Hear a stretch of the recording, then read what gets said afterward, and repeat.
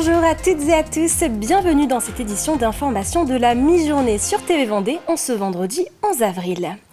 On commence ce journal sur nos routes vendéennes. La direction départementale de la police, celle de la gendarmerie et le préfet coordonnent leurs forces cette semaine sur des opérations de contrôle.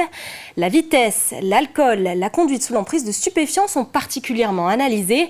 Globalement, le nombre de tués sur la route baisse depuis le début de l'année. En revanche, le nombre d'accidents a augmenté de 20% dans le département. Moi, mon rôle est de faire en sorte qu'il y ait de moins d'accidents, moins de tués, moins de blessés.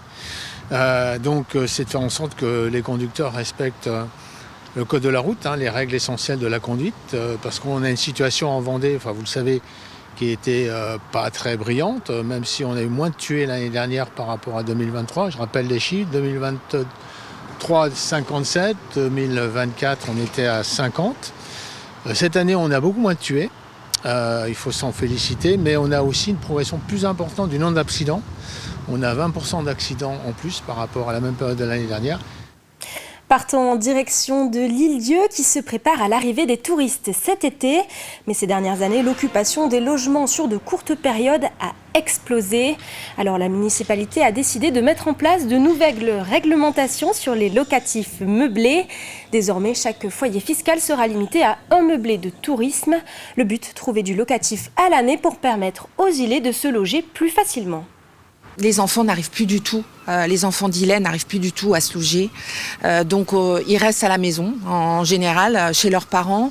Et puis on a bien vu aussi une baisse significative du nombre de logements à l'année. Sur 10 ans, on a perdu 30%. On est passé de 374 en 2019 à 258 en 2021. Donc forcément, il y a un déficit d'offres sur le territoire. On a des personnes qui partent de l'île-Dieu parce qu'ils n'arrivent pas à trouver de logement ou qui ne viennent pas. Il y a aussi des travailleurs qu'on veut embaucher et qui ne viennent pas parce qu'ils ne trouvent pas de logement. Donc c'est catastrophique. À partir de septembre 2025, les gens vont pouvoir déposer leur dossier en mairie. Donc il y a un dossier pour pouvoir avoir un numéro d'enregistrement pour leur meublé de tourisme qui va servir pour faire de la publicité sur les plateformes et une demande d'autorisation de changement d'usage, c'est-à-dire est-ce que je peux mettre mon meublé de tourisme en location sur l'île-Dieu ? Et là, on va dire oui ou non si ça respecte les règles du règlement que je viens d'énoncer. Et ensuite, tout ça sera effectif à partir du 1er janvier 2026. Mieux sensibiliser les ados à l'importance du sport et d'une bonne alimentation. C'était l'objectif de cette grande journée à Marais-sur-Lay qui a réuni 370 élèves de la 5e à la 3e. Une initiative portée par une cinquantaine de professionnels de la CPTS, la communauté professionnelle territoriale de santé pleine et Marais. Sur place, des kinés, des diététiciens, des coachs sportifs ont animé des ateliers. Alix Lanos s'est faufilé entre les classes et le gymnase de l'établissement. Avec ce basket puissance 4, ces collégiens sont en train de se dépenser sans même s'en rendre compte. Et rendre le sport ludique et pédagogique, c'est tout l'objectif de cette journée à destination de ces élèves de 5e qui vont pouvoir profiter d'une vingtaine d'ateliers différents. Il y a du physique, il y a de l'alimentation, nutrition et on a aussi tout un fil rouge sur l'estime de soi. Et on a quelques ateliers également sur tout ce qui est mémoire, cognition, langage. C'était important pour nous que les jeunes puissent prendre soin de leur santé tout petit, le plus tôt possible en tout cas, pour qu'il y ait moins besoin de recours aux soins et qu'ils puissent transmettre les bons messages aussi à leurs parents, à leurs grands-parents, à leurs frères et sœurs, être un peu ambassadeurs de la santé sur le territoire. Pendant cette journée, les adolescents vont faire fonctionner leur corps et leur tête. Ici, ils décortiquent avec une diététicienne l'intérêt nutritionnel d'aliments qu'ils ont l'habitude de consommer. Vous prenez quoi au petit-déj ? Et si la plupart découvrent qu'il y a par exemple autant de sucre dans un soda que dans un jus de fruits, beaucoup sont néanmoins conscients de l'impact de leur alimentation sur leur santé. Oui, j'en ai conscience. Je sais que si je mange des burgers tous les jours, forcément, j'aurai pas le même physique ou même santé que si je mangeais des légumes tous les jours. Malgré tout, un rappel des règles de base ne fait jamais de mal. Limiter au maximum tout ce qui est produits transformés, si possible, aller vers des produits plus bruts et après, si possible, fait maison, mais tout en gardant du plaisir. Un peu plus loin, ce sont les bienfaits de l'activité physique qui sont mis en avant. Nos parents, des fois, ils ont peut-être mal à droite, à gauche, ils ont encore mal au dos, ils ont mal à la genou, ils ont mal à la plus on bouge, moins on aura de douleur plus tard.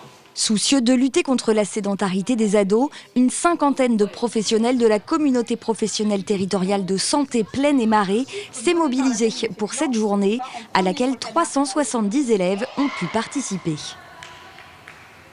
Mieux protéger la biodiversité à partir des idées de ses habitants, c'est ce que la ville de La Roche-sur-Yon a expérimenté pendant un an dans le cadre de ses assises de l'environnement. 150 Yonnais ont participé à une vingtaine de rendez-vous et l'heure était au bilan de ces travaux. Parmi les thèmes étudiés, la nature et la biodiversité en ville, une réflexion qui a abouti à une charte de l'arbre qui rappelle son rôle et les bonnes pratiques pour mieux le préserver. Jusqu'à présent, on pratiquait le paillage avec les arbres que l'on avait abattus. Le paillage va se poursuivre, mais pour les gros troncs ou les très grosses branches, eh bien, nous avons désormais la possibilité d'avoir dans les services municipaux une scierie mobile qui se déplace. Et cette scierie mobile va débiter ces troncs en bancs, par exemple, ou aux grandes planches qui vont permettre de fabriquer, par exemple, du mobilier urbain. Nous avons rénové cet été la cour de l'école Montjoie. Et dans cette cour, vous avez des bancs qui sont en fait d'anciens arbres qui étaient présents sur le territoire de la ville. On a eu diverses interventions en termes horaires. Tout d'abord, en fait, on a étendu jusqu'à 23h l'allumage puisque les usagers nous remontaient des besoins pour rentrer des équipements publics, culturels, sportifs le soir et les 22h30 n'étaient pas suffisants en fait pour pouvoir rentrer. Donc on a fait cette première adaptation et le matin, au lieu de 6h30, on allume désormais à 6h pour permettre aux gens d'aller à l'école. Voilà, s'ils doivent prendre un bus, notamment avec des changements, ça prend du temps ou pour aller sur certains lieux de travail. Restons dans le thème de l'environnement, mais cette fois-ci au Perrier. Là-bas, 4 jeunes de 8 à 10 ans plantaient des mottes de roseaux dans une mare. Des ateliers organisés par la communauté de communes Océan Marais de Mont.